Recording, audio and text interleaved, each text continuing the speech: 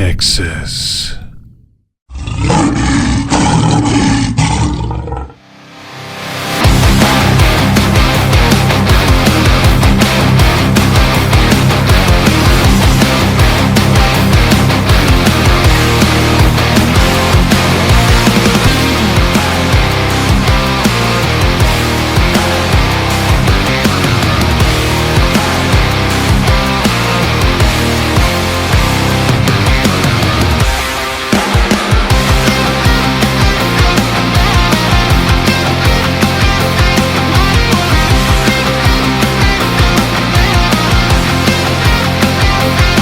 Folks, we're back at it again. It's a privilege to have your company. If you are either viewing us on YouTube or if you were to be listening on all of the other platforms, either way, you are welcome here.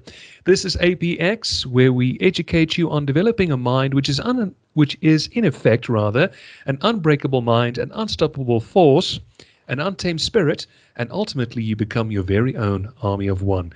The tongue twister may be because of my guest who is sitting opposite me here. So I better get through the premise rather quickly. If there's one thing that I've started to become very sick and tired of in cyberspace are these self-important influencers, because they spout opinions, they spout statements which are half-baked, if totally bold-faced lies. The reason being is there's an emotional component attached to it. It's half-truths, and it's always the people who have had no tertiary education whatsoever, but they're the first ones to knock it, but they pay a fortune for educated people to work under them. Just keep that little nugget in your back mind. The truth of the matter is we've got to know what we are talking about, and we've got to learn how to learn. A little lesson that I picked up myself while reading Jim Quick's new book called Limitless, which has now gone through an expanded edition. But how do we make life fun for ourselves? Because life is learning. I was speaking with my guest quickly off air that we are in this world to learn from one another. But we have to learn how to be unbiased. On the flip side, though, you have to make learning fun. Fun. You hear me use the term, make the uncomfortable fun comfortable. But what a lot of people tend to forget is it's not something that you're necessarily born with, but it's a skill on which you can thrive on, but you need to maintain it. Maintain be the operative word. Thus, my guest here across from me is going to help us achieve that accomplishment. Dr. Nicole Bradford has had a storied career with more than, help me right here, Doctor, 20 years in experience of education teaching? Yes. More than 20 years of experience. She is a doctorate holder and she is a speaker. She's going to tell us about maintenance and making learning fun and a whole bunch of other brackets in between. Doctor, need I say, enchanté. Oh, well, thank you so much for the opportunity. I'm so excited to be here. Well, the excitement speaks for itself, ma'am, and the pleasure is all ours. Doctor, I'm going to be referring to you as such by your title because you've earned the title as a whole.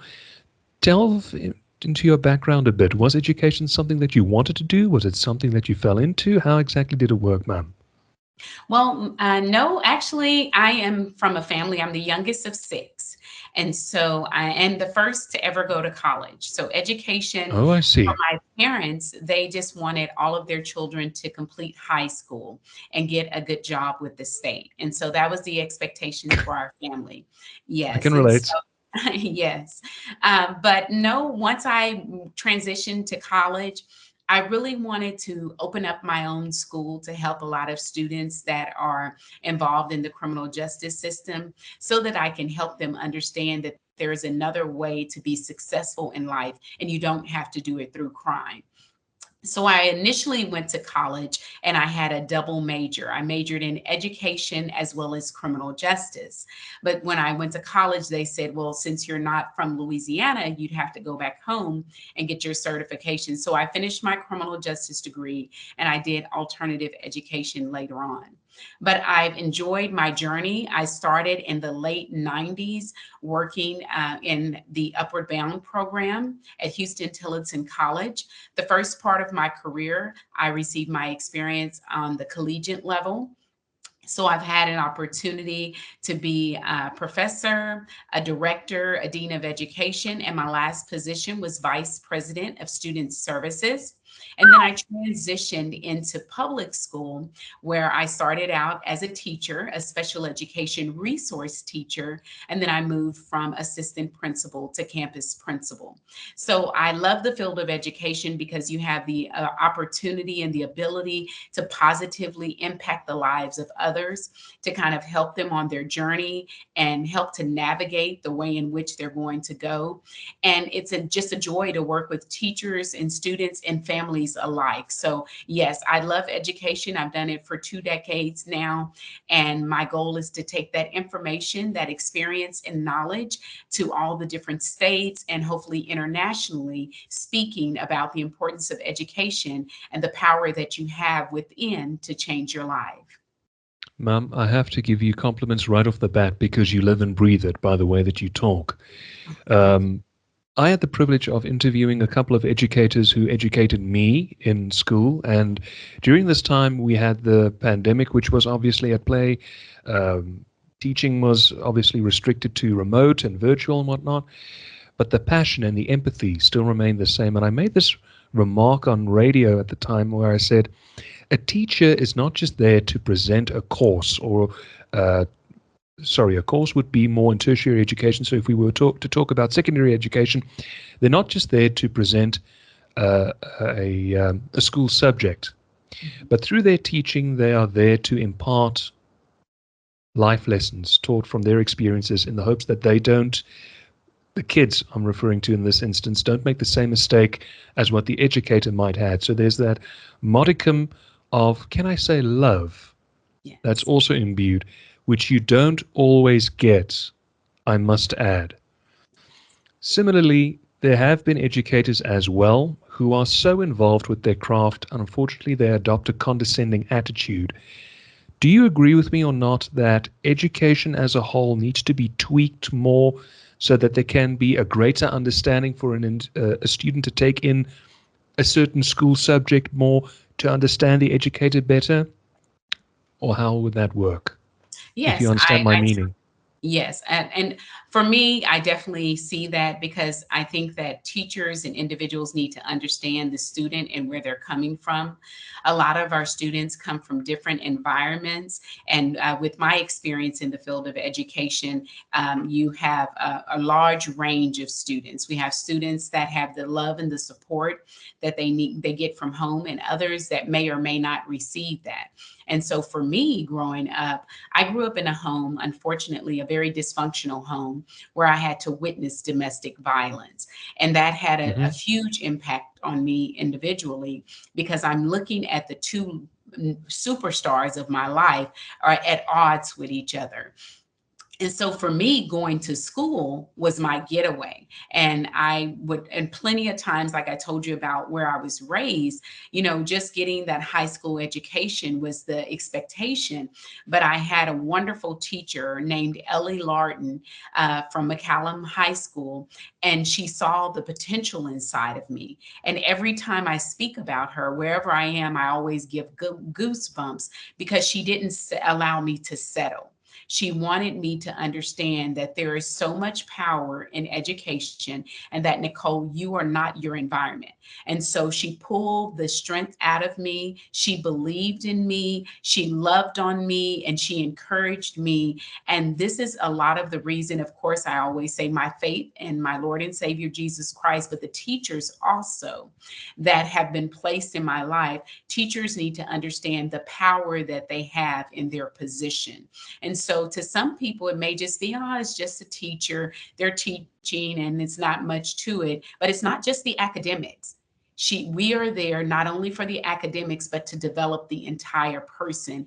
And I hats off to Ellie Larden and the other educators out there because you truly have the power to change lives. You remind me very much about a gentleman who was very much revered in our high school at the time. He has moved on to greener pastures, also from America. He was from Texas. A talented mathematician like you would not believe. He was born with a, deficiency, I believe, in his spine, so he could not tilt his head properly. But if you wanted someone to explain applied mathematics, Khalil Yarborough was the man you would want to turn to. But he made it humorous. He would explain the formula in its entirety, in its in original form, and then all of a sudden crack a joke. Insert whatever criteria you will. And I found this as well with charismatic pastors. The moment that they open, the moment that praise and worship is finished and the pastor stands behind the pulpit, the first thing they do is they open up with a knee slapper, dry as it may be.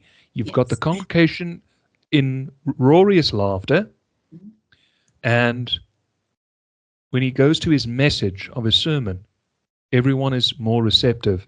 If I could give a good example, who does it brilliantly is Jesse Duplantis from Kenneth Copeland Ministries. Does it beautifully. Do you incorporate humor or anything uplifting of the sorts in your work? Most definitely. On a daily basis in the field of education, you have to laugh or you'll sit there crying all day. It's a lot going on. So we definitely have the humor. And for me, whenever I'm out and I'm speaking or I'm training or I'm at a workshop, it's important to incorporate humor. I think that we need to lighten the mood. Everyone's so kind of tense now. And I've Mm. always been a person that loves to see people happy and smiling. And so I use my life and myself as an example in hopes of helping and encouraging someone else. Tell me something. You spoke about it, and I relate to your story as well because the same thing happened to me growing up. When telling your story, how is it that you can turn that dark into light through levity? Is it the Because way I that you just express yourself? Oh, yes, yes. It's the way you express yourself, and I've grown so much from it. And I also truly believe that there's nothing in life that we go through that message is not just for you. And so I know some people tend to believe that, well, you probably shouldn't say that about your school or your family life because that's private. But I truly believe God allows us to go through things to help someone else. And so it may have been a dark moment while I was going through it, but now I've learned the lessons through it and I understand why I had to go through that situation and I'm benefiting from it. And I want to shine that same light so someone else can understand there's light at the end of the tunnel. Just keep going. And the best part is that light that she's referring to is not a candle which is being powered by a generator. Just food for thought. No. Doctor, tell me, you have a multifaceted career. You're a multi-hyphenate as we speak. We've now touched on the fact that you've been involved in education. You touch your students on a professional and personal level and help them to grow into the full person. How is it that you eventually evolved into becoming a speaker as well and adding that to your resume? Well, it's a funny story. A lot of people ask me that, and they're like, "Oh, that's kind of weird." Again, as I told you, I'm a first generation college graduate, and so I went to school in Louisiana. And so when I entered the grounds of Grambling State University, I started to look around, and they had so many pageants. They had like the Bayou Classic, they had Miss Grambling, all of these pageants. And these women had so much confidence and courage. And so it just made me think, you know what? I'm going to go home and I'm going to try out for Miss Austin, USA. I don't know where that came from, but I went back home and I competed in the Miss Austin pageant. The first time around, I didn't win. I made the top 12, I believe. And then the second time around, I was crowned the first African American to serve as Miss Austin, USA. That also Wow. gave me an opportunity to go for the Miss Texas pageant, where I made the top 12. So I truly enjoyed the experience. And that's where I began my speaking. I would go to different workshops, different events, different churches and schools. And I love the impact that I made on the guests in the congregation. They would come up, they would talk to me afterwards, some in tears, some inspired. And so that just really motivated me and ignited my flame that, this is something that I want to continue to do. Because if my story and my dark moments can help someone else see the light, then it's definitely worth it. Mm, mm. Another accolade that I want to give you with reference to your speaking, I can safely say now that you and I share a talent for communicating. So we are both orators. in what we do. Mhm.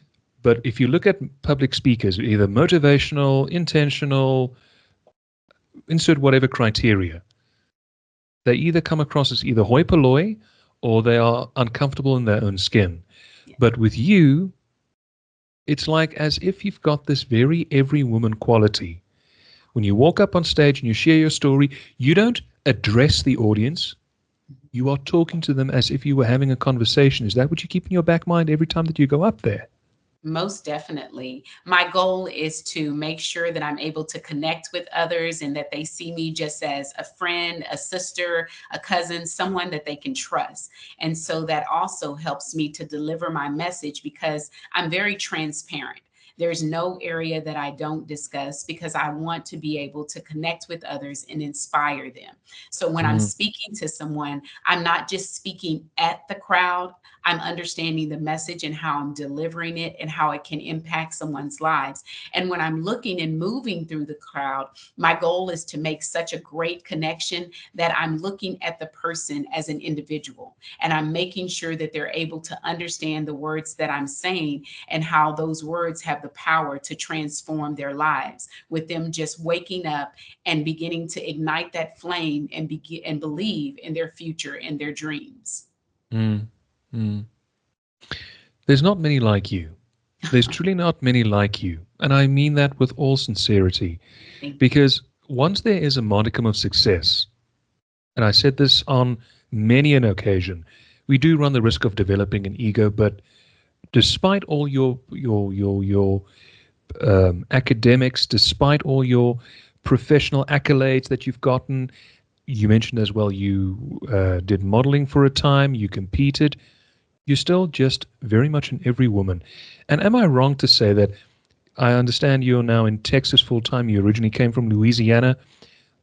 If we're talking from New Orleans going more up to towards almost the Delta, I've seen documentaries. Is it true that everyone in Louisiana are just like the most plain, down to earth people? You can just come up and talk to them and they'll treat you like one of your own? Mhm. Well, I'm originally from Austin, Texas, but I went to Oh, college in Louisiana. But yes, oh yes, they're very laid back, down to earth. I loved my time in Louisiana, so much so that I received my bachelor's and master's degrees in Louisiana. And some of my greatest friends came from that area. But yes, they're amazing people. Good food, good conversation, oh and lots yes. of love. Yes. If it wasn't for NCIS New Orleans, I would have never tried cooking gumbo for the very first time. Challenging as it was, making that roux, I Mhm. swear I nearly got tennis elbow from just making the roux alone. Yes. But equally, I have to say as well, I love Texas. I've got friends who live in Austin, just outside of Austin in Cedar Creek. Oh. Um, Multicultural, so diverse, God fearing like you would not believe. Mhm. And, I'm an outsider, but they treat me like one of their own. Like they gave birth to me, almost like family. Doctor, take me from the time where you had your extensive education experience, where you were working for someone in effect until ultimately you went into private practice for yourself. Well, when I was just working in the environment, I've always looked at my job and my position as ministry. I love education. I love children. And there you have a huge opportunity to use your experiences to encourage someone and meet people where they are to keep them inspired along the path. Students these days, they're going through so much. It is very, very Mm, difficult for not only our teachers, but it's also very difficult for our children because they have yeah, so many distractions. And so in very. the workplace, I love the opportunity to connect with the faculty, the staff, and the students.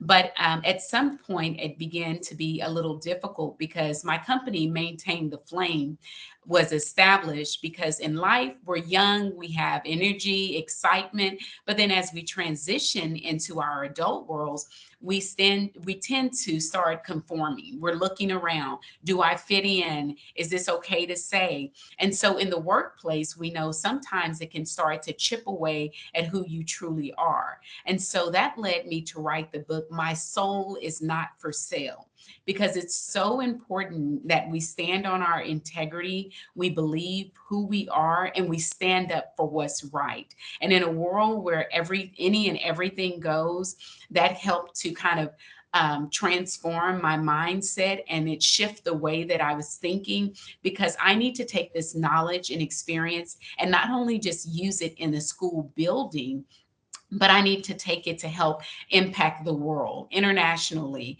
and go to all the states that I can to let people understand that they have the power, they have purpose, and that life can be the way that they want to if they just take the steps to stand up, be bold enough to reject the status quo, reject what the world wants you to be and who the world wants you to be, and walk into your truth.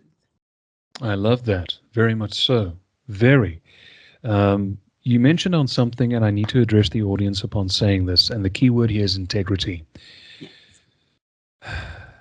Let me address the audience, if I were to have any audience, from the minimum age of 25 and up.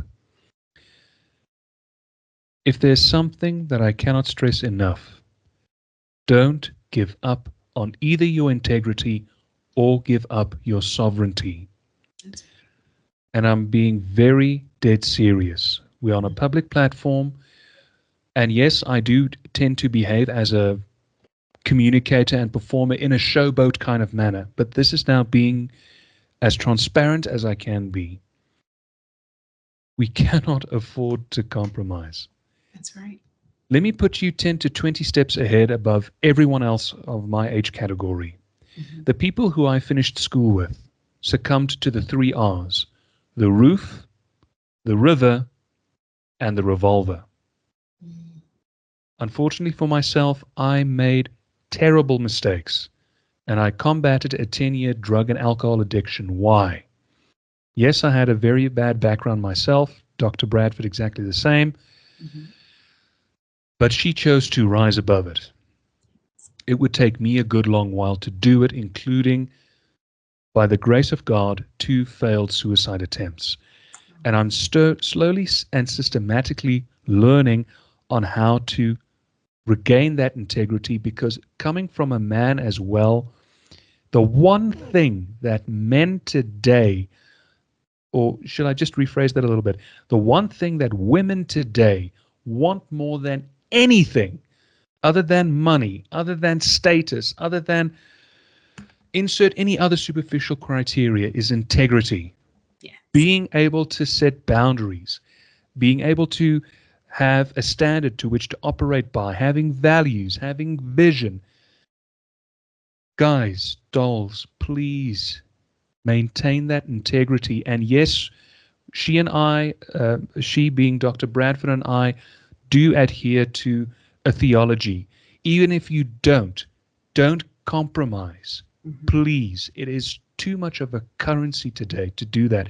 If you do, I guarantee you dollars to donuts that you are going to regret it as quickly as you have lost it. I'm looking at my generation today here in Southern Africa, and we're talking now from an age gap of 28 and up, encompassing both genders. I almost said genres. And the level of compromise that I have seen men and women cave into have caused them so much of heartbreak and so much of pain. Now, guaranteed, even if I were to say it, it may go in through the one ear and out the other. And my prayer to you is, I pray that you don't do it. Because if you maintain your character and your integrity, and you continue to invest in yourself through Dr. Bradford, for example, in education, you'll be so much more the better for it. This is not a question of it is a man problem exclusively or it's a woman problem exclusively. It's a question of the absence of integrity and the commonplace of compromise. And you can be man, woman, white, black, even bloody purple if you so wish. Look past what only the media tells you to and learn to read between the lines. But Dr. Bradford, back to the work that you do. You began Maintain the Flame, you wrote the book. What has been the success in the result of numbers, the percentage of people who have come to you and the services that you've rendered? Well, I've had a large percentage of educators and even just parents that have reached out asking for assistance navigating the education system. I've always wanted to be, because I considered myself to be an underdog, and I've always been an advocate for those that are overlooked and underserved. And so I Sure. have a lot of individuals that reach out and ask for help navigating life circumstances and education so that they can be better off in the long term. And so I've enjoyed it. Whenever I'm out speaking, I'll always have someone that'll come up and want to continue the relationship with my services. Well, I was under the impression that you only worked with the kids exclusively. I didn't realize that it extended beyond that to even the faculty. Oh, yes, yes, most definitely. Maybe new teachers or new individuals in the workplace that are having challenges. And just there was maybe a year ago, I was working with a young lady. She was an attorney and she had just started working in the field. So just helping her to, yes, and it was very stressful for her, but we had an opportunity to kind of work through the strategies and get her on the right path. No, I laugh at that because, especially in law, I did a semester course in law, and I had the good fortune of having, she's still a good friend of mine, a former lawyer. She herself eventually decided to quit practicing commerce law and go into something else entirely. And the transition, it was a day and a night's difference. She struggled so immensely, I couldn't tell you. But I want to touch on something which is two things, actually, which may seem a little bit dodgy from the offset, but have you had students who have come to you for your services who might be on the autism spectrum? Oh, most definitely. I would say more in as far as parents are concerned, the parents that Oh, I see. are asking for assistance and support for their child. My goodness, because it's unbelievable to see how many kids now and adults, especially, are now testing positive on the autism spectrum. And let me highlight something here as well, and I'll be very brief on this. Autism is not a disorder, it's a condition. Correct. Watch the movie Rain Man, you'll get educated because of it. That's the last time I'll talk about that. Doctor, in your travels, having specialized in education where you are now physically a mentor to faculty and to our next generation, and they need your help. Boy, do they need your help. What has been the biggest gray areas that you've noticed, which has been the biggest competition to forwarding education? Oh, well, the biggest competition, I believe, is making sure that the students receive a quality education. But it's Hmm. very difficult when you have very demanding parents that want their needs met above the needs of the students. And so, unfortunately, we have different situations where you're inconveniencing me by your expectations. So if it's either more homework or more programs, whatever it is that will benefit the child in the long run, we have to balance that with the parents and their concerns. And so if you're not always having those kind of tough conversation with parents, sometimes you'll be in positions where I'll go to the school board or I'll go to the superintendent if you don't do what I believe is right for my particular child. But they have to Mm-hmm. understand that there are policies and procedures in place for all children, and we Mm. have to be fair to all children. You remind me in many ways, I hope you'll know of the name, the late Joe Clark. Morgan Freeman played him in the motion pictures Lean on Me. If Yes. you haven't seen the film, please do yourself a favor. Look, Joe Clark was hard headed and he was hard boiled. But therein lies an example of someone investing in their kids because ultimately, why was he so strict to those kids? Mhm. He saw their potential. And the school was in a crime infested area. Yeah. We don't need to go into that little detail. But ultimately, the students came to love him because they saw that what he was trying to do was out of love. Mhm. And that's why I compare you to Joe Clark because I can see the love pouring out of your eyes. Am I wrong in that summation? Oh, not at all. And I just wish that more parents would understand that, because if you think about your childhood, there are things that you may have wanted, but you shouldn't have had, and your parents stepped in for a reason. Don't touch that stove, it's hot. You can't run in the street, there are cars, things of that nature. And so when I think about school, a lot of people think, yes, I love to have fun. I dress up every spirit day. I'm very silly. But when it comes to my babies, and I believe that every baby in the building belongs to me, that I am like a mother hen. And I'm going to say and do things that they may not like, but they need to understand it's for their protection and for their future. And I want them to be the best that they can be. So that tough love piece, it comes from a place of love. It comes from someone that already understands and genuinely knows, because I've had family members that have gone the route of drugs, alcohol, jail. I've gone the route of people have dropped out of school. And so I don't want those babies to go that way. So I want them to have a voice. I want them to know they're important. But most importantly for me, before they leave that building, I need for them to know that Dr. Bradford loves them. I believe in them, and I'm going to always advocate for them. I love the way that you say that. Doctor, an honest question that I ask from personal experience. As I mentioned, I was diagnosed with Asperger's syndrome, which is the more milder form of autism, when I was already in late adolescence. Now, how my mind works, being a proponent, or not a proponent, but I partake in the autism spectrum. My mind originally, because as you know, the mind is correlated by your left side, which is your numerical side and your facts side. Then you have your right brain, which is more the creative side. To help me study better, we in South Africa call it mind maps, where you take vast amounts of information, and much like the memory palace, you take that bit of information and you allocate a picture to it. And being able to recall that picture, you can then promote perfect recall. And I've got to say, that worked for me when I was in college. Do you do something similar with the work that you do? Oh, most definitely. We have to find all type. We use different strategies to help the students recall, and we definitely do assessments so we can figure out where they are, and we're able to meet them at that point of need so they can be successful in moving forward. I see. And do you focus on uh, what is the opposite of emotional intelligence? Let's just say the intelligence quotient and emotional intelligence, or do you do both together? How exactly would that work? It would be both together. I Yes. see. I see. And you don't follow the conventional model, for example, like an IQ test.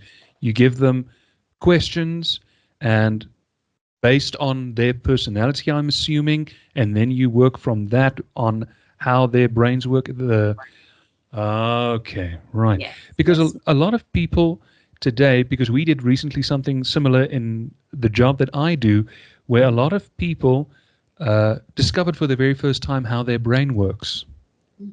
They've never had one idea on what exactly how their brain works. And once they have discovered how their brain works, then only you can surmise your true strengths and your weaknesses. And I say that because where I said now earlier in my explanation, where I thought I was more right brain than Mhm. left brain, I'm actually balanced.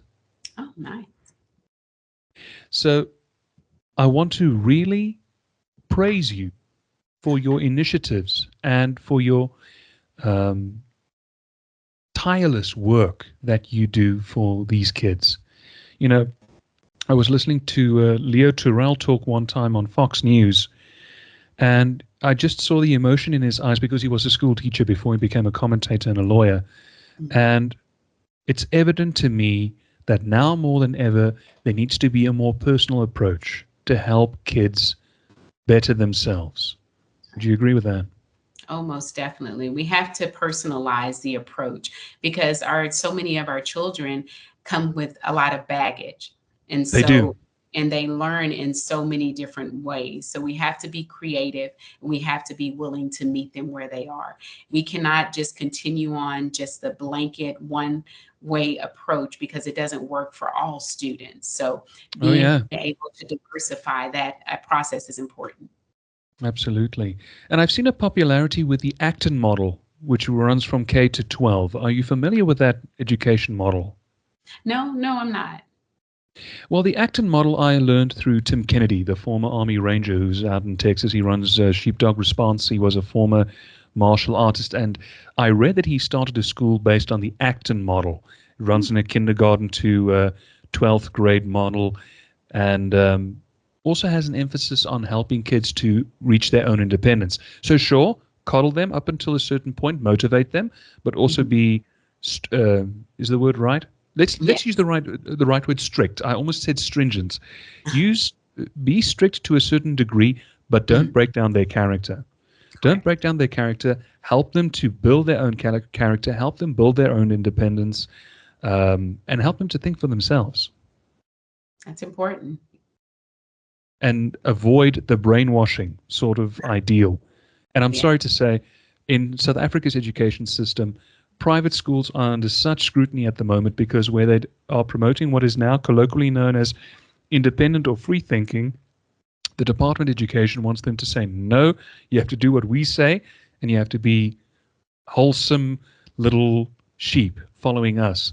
And respectfully, that presents a conflict in personality, and I won't verbal process too long on this because everyone has a personality of their own.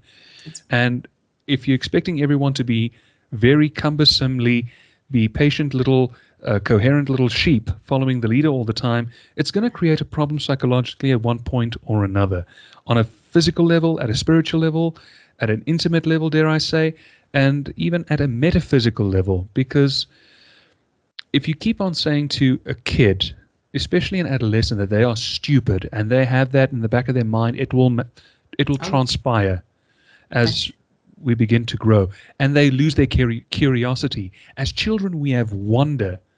As children, we have wonder, and then that wonder gets taken away, and then it takes a long time to get it back. you're right. Yeah. Doctor, I won't keep you up for too long. You've been very gracious with your time. Just one final thing I want to ask you.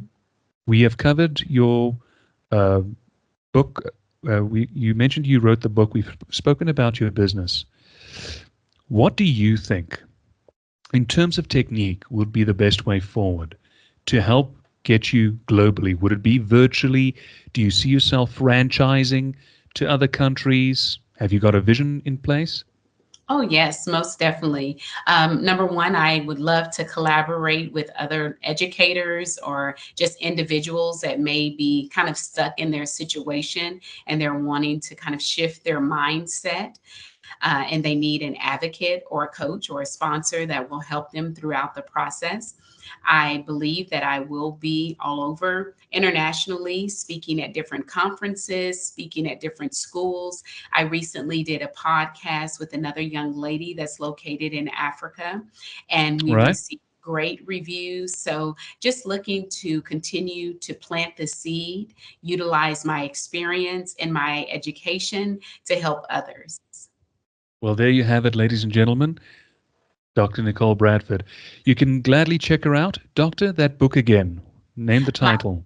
Yes, the title is My Soul is Not for Sale. It's at Barnes and Nobles, Amazon, or you can go to my website, www.maintaintheflame.net.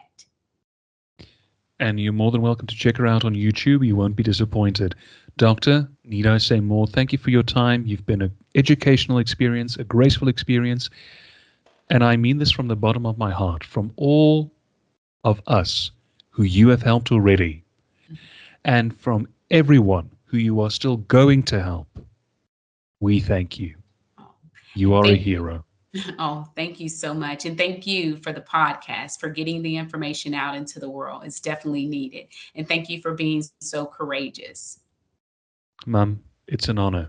I'm just also answering the call. Folks, I hope you've taken a lot out of this as well. I hope we will speak again soon. But until then, that's Dr. Bradford. I'm Chris Nell, reminding you that through the APX and maintaining the flame, you can develop the mind to become an unbreakable mind, as well as having an untamed spirit, becoming an unstoppable force, your own army of one, and your own apex predator. God bless.